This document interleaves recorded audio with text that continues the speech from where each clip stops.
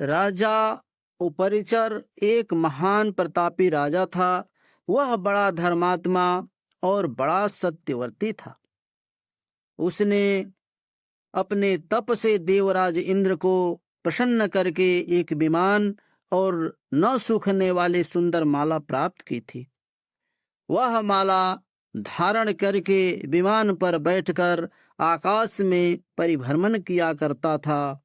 उसे आखेट का बड़ा चाव था।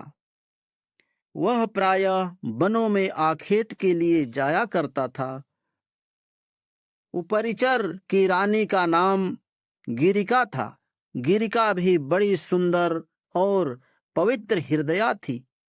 वह अपने पति को प्रेम तो करती ही थी, ईश्वर के प्रति भी बड़ी आस्थालु थी। निरंतर भगवान भजन और चिंतन में लगी रहती थी।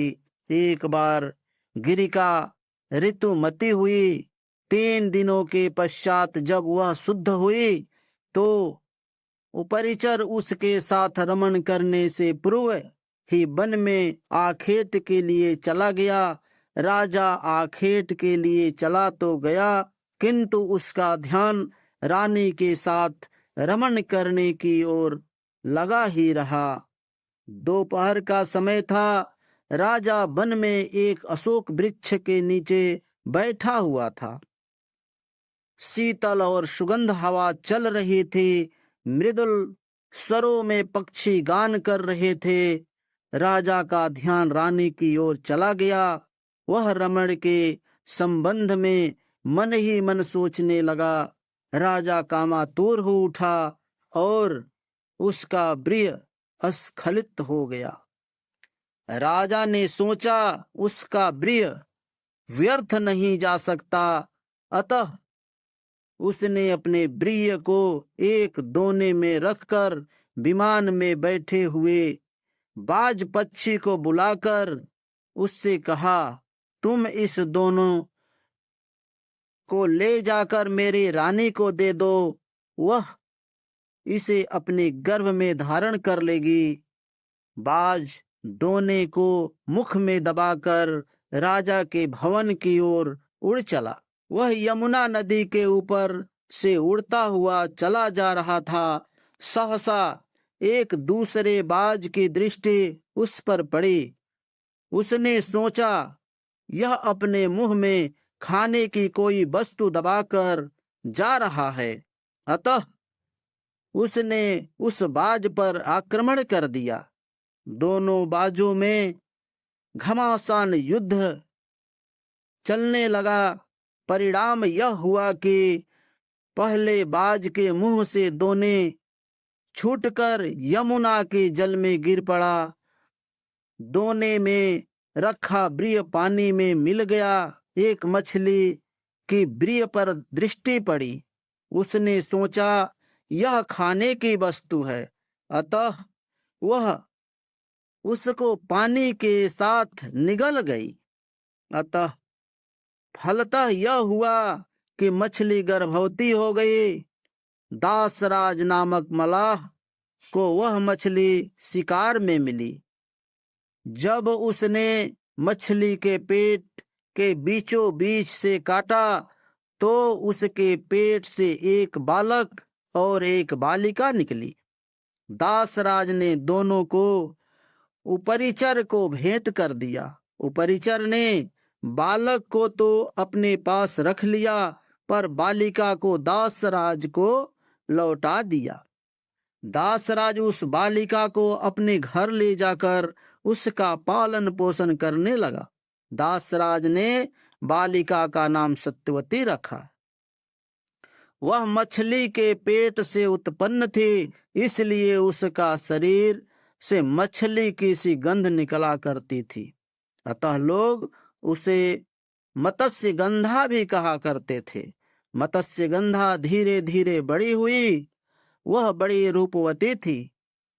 वह यात्रियों को अपनी नाव पर बैठाकर इस पार से उस पार पहुंचाया करती थी। एक दिन दोपहर के समय महर्षि पराशर वहां जा पहुंचे।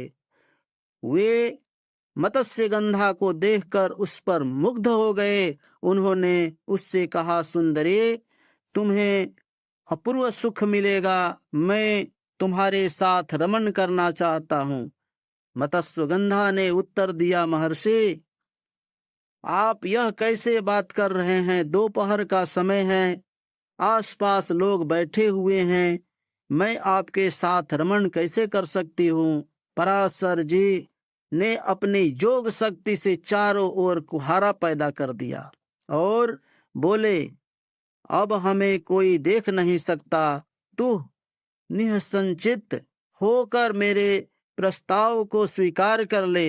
मत्स्यगंधा पुनः बोली, महर्षि, मैं कुमारी हूँ, पिता की आज्ञा के अधीन हूँ, आपके साथ रमण करने से मेरा कौमार्य नष्ट हो जाएगा, मैं समाज में लांछित बनकर रह जाऊंगी। पराशर जी ने उत्तर दिया, तुम चिंता मत करो, मुझसे रमण करने के पश्चात भी तुम्हारा कौमार्य बना रहेगा। गर्भवती होने पर भी गर्भ का चिन्ह प्रकट नहीं होगा। मत्स्यगंधा फिर बोली, एक बात और, मेरे शरीर से मछली की सी गंध निकलती है, आप मुझे वरदान दे कि वह सुगंध के रूप में बदल जाए और 4 कोस तक फैलती रहे। पराशर जी ने तथास्तु कर दिया। फलतः मत्स्यगंधा के शरीर से कस्तूरी सी गंध निकलने लगी। वह गंध 4 कोस तक फैली रहती थी। अतः अब वह योजना गंधा भी कही जाने लगी। पराशर जी ने मत्स्यगंधा के साथ रमण किया। उनके साथ रमण के फलस्वरूप वह गर्भवती हुई। समय पर यमुना के द्वीप में एक बालक ने उसके गर्भ से जन्म लिया। वह बालक जन्म लेते ही बड़ा हो गया।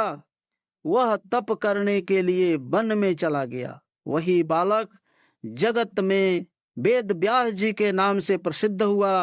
वेद व्यास जी का पूरा नाम कृष्ण द्वैपायन वेद व्यास था। वे श्याम वर्ण के थे, इसलिए उनका नाम कृष्ण पड़ा।